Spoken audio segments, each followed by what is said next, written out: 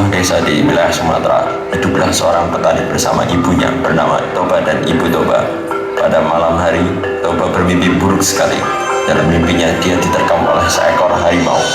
Dia pun langsung terbangun ketika dia sedang memikirkan apa arti dari mimpi itu.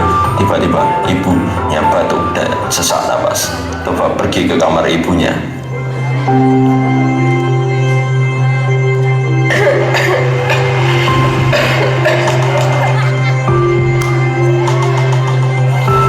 Kenapa? Apakah ibu baik-baik saja?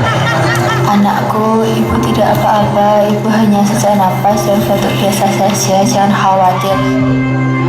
Tidak, ibu sangat kesakitan. Anakku, tolong ambilkan minum untuk ibu. Napas ibu sangat sesak. Baik, Bu.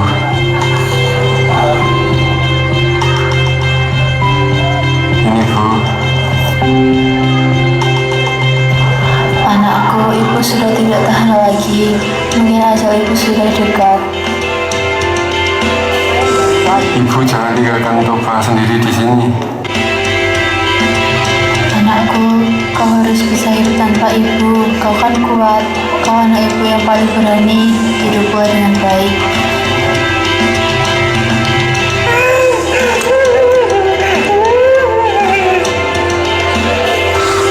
Ibu Toba pun meninggal dunia.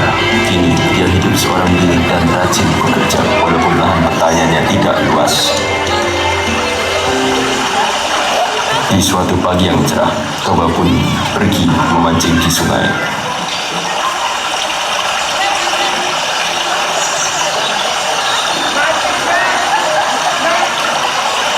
Mudah-mudahan hari ini aku mendapat ikan yang besar. Beberapa saat setelah kailnya dilemparkan, kail tersebut bergoyang-goyang lalu ia segera menarik kailnya.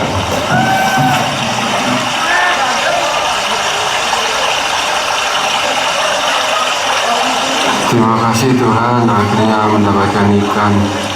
Dan ikan ini juga indah sekali. Pasti nikmat sekali bila aku makan nanti. Toba mencari kayu bakar untuk membakar ikan yang ditangkapnya hari ini. Ketika ia sedang mencari kayu bakar, tiba-tiba ikan yang ditangkap oleh Toba berubah menjadi seorang gadis yang cantik jelita. Toba pun datang dengan membawa kayu bakar. Toba terkejut ketika melihat ikan di ember tidak ada.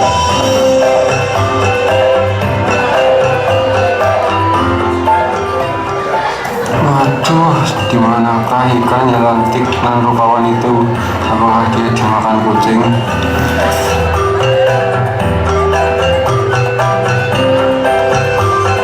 Tunggu, kau jangan memakan aku. Aku bersedia menemanimu, asal aku tidak kau makan.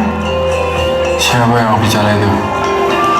Jangan takut, aku juga manusia sama seperti engkau. Aku sangat berhutang budi padamu karena kamu telah menyelamatkanku dari kutukan sang dewata. Aku bersedia menjadi istrimu. Benarkah? Tentu saja.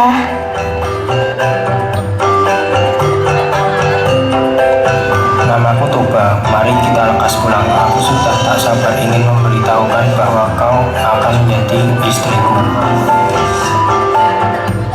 Tapi Toba, ada satu hal yang harus kau rahasiakan tentang diriku.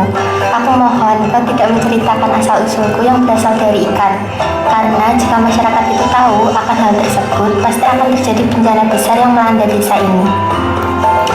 Baiklah, percayakan semua ini padaku. Ayo kita pulang. Saat mereka memasuki kampung Toba, ada beberapa orang yang tidak suka akan kehadiran Mina. Hei Nang, tahu tidak kau itu? Si Toba tadi ku tengok membawa pulang seorang perempuan.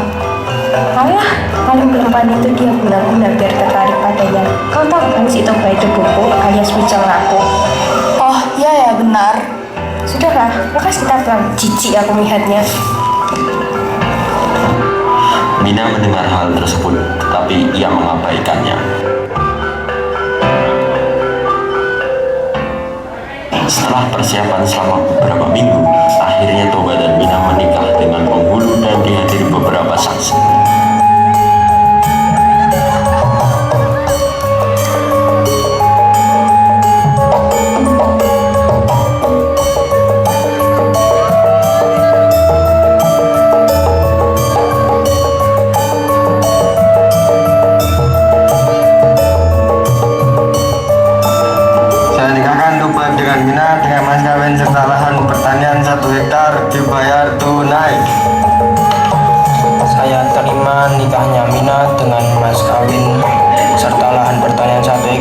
dibayar tunai.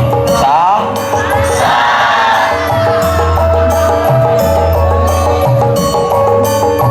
Mereka menjalankan kehidupan mereka layaknya sepasang suami istri. Toba merasa bahagia dan tentram. Setahun kemudian, kebahagiaan Toba dan Mina bertambah karena Mina melahirkan seorang anak laki-laki dan diberi nama Samosir. Samosir tumbuh menjadi seorang anak laki-laki yang sehat dan kuat, tapi ia sangatlah malas dan serakah. Kehidupan Samosir sehari-harinya hanya tidur-tiduran. Ia tidak peduli dan tak ingin membantu sama sekali kerepotan ayahnya yang sibuk bekerja di ladang.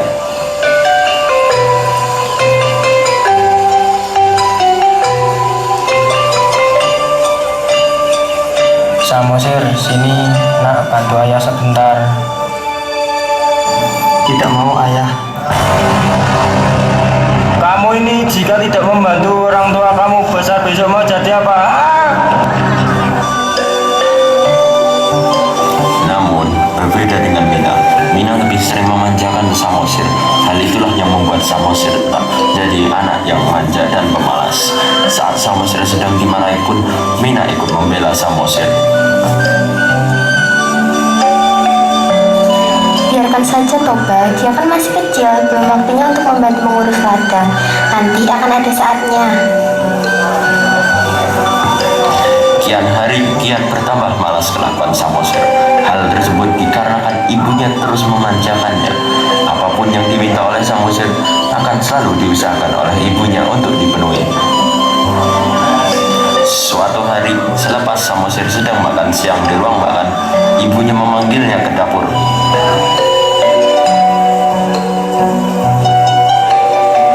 Samosir, sini sebentar nak. Ada apa, Bu? Tolong kamu berikan makanan ini kepada ayah yang sedang ada di ladang ya. Jangan dihabiskan, kasihan ayahmu bekerja seharian, pasti dia lapar. Samosir hanya mengangguk dan segera mengantarkan pesan ibunya kepada ayahnya. Tetapi karena sifat Samosir yang rakus dan tidak pernah puas, ia memutuskan untuk memakan bekal ayah di tengah perjalanan.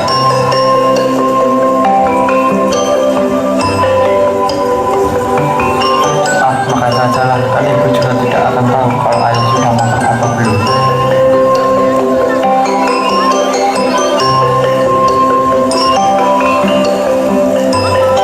Sementara itu, Toba yang belum makan dari siang hari pun merasakan perutnya yang lapar. Toba segera bergegas pulang untuk menyantap masakan istrinya yang lezat. Setibanya di rumah, ia memanggil istrinya tetapi tidak kunjung keluar.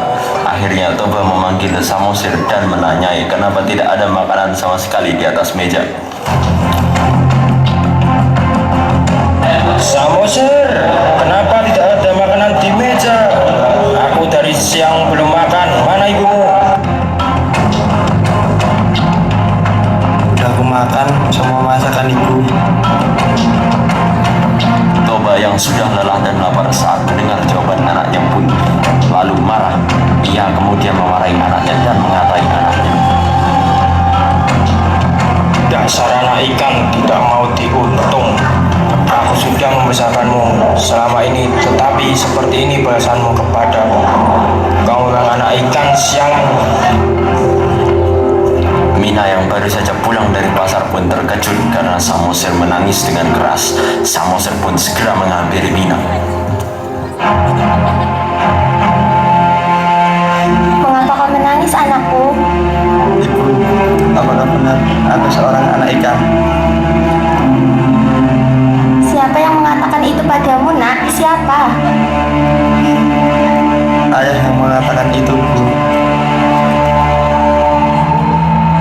Itu benar Samosir, maaf kau adalah anak ikan. Di bumi ini adalah seekor ikan sebelum menikah dengan ayahmu. Sekarang pegang tangan ibu nak. Tak berselang lama setelah Samosir dan ibunya saling berpegangan tangan dalam kehitungan sejagat, ibu dan anak itu menghilang dan keajaiban pun terjadi. Pada bekas pijakan kaki Samosir dan ibunya tiba-tiba menyembur air yang sangat deras. Dari dalam tanah, air yang disemburkan keluar seakan tiada henti. Semakin lama tak semakin berkurang, semburan air tersebut malah makin sebesar adanya. Dalam waktu yang cepat, permukaan tanah di daerah itu pun tergenang. Permukaan air kian meninggi dan tak berapa lama kemudian lembah yang digunakan oleh Toba sebagai tempat tinggal pun sudah penuh dengan genangan air. Hingga pada akhirnya terbentuklah sebuah danau yang sangat luas di tempat itu. Penduduk sekitar lalu menamakan danau tersebut sebagai Danau Toba. Adapun pulau kecil yang terletak di tengah-tengah Danau Toba itu disebut sebagai Pulau Samosir, sebagai penanda bahwa itu merupakan tempat di mana Samosir dan ibunya berpijak untuk terakhir kalinya.